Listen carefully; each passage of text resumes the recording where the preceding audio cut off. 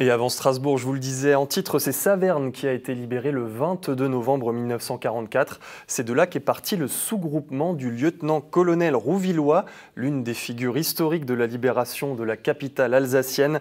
Des élèves ont participé aujourd'hui à une marche mémorielle en son honneur. Julie Roth et Loïc Germain les ont accompagnés.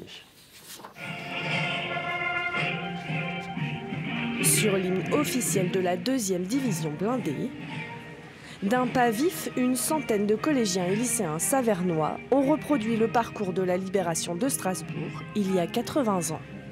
On peut s'imaginer les décors qu'il y a eu. Je ne sais pas s'il y a eu des bombardements, ou s'ils sont passés avec des tanks, mais ça a dû être dur aussi. Et on peut essayer de voir dans notre imagination ce qui s'est passé. Toute cette semaine, on a eu des conférences et c'est super intéressant de voir comment ça se passait à l'époque et vraiment des témoignages où on voit tous les détails de comment ça se passait. En plus, j'ai visité les plages déjà du débarquement et je trouve ça vraiment même émouvant en fait, de voir ce qu'ils ont vécu à l'époque.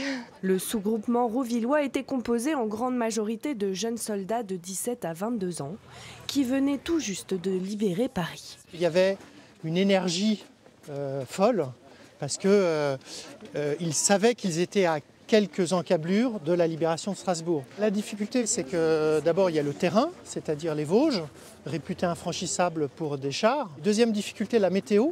Il y a 80 ans, il faisait très froid. La nuit, la température tombait à -20 facilement. Il y avait de la neige, il y avait du brouillard, les visibilités étaient très mauvaises.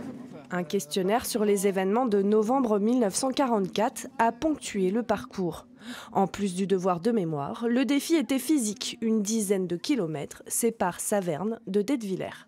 Ça peut permettre aussi d'avoir conscience des distances qui étaient à parcourir à l'époque par les soldats, motorisés ou non, et puis d'avoir une espèce de temps de réflexion par rapport à tous les lieux qu'ils vont croiser, qu'ils vont visiter. C'est effectivement un beau message, un message universel. Le cortège a été divisé en 4 parties. Demain, d'autres collégiens prendront le relais jusqu'à la libération de Strasbourg.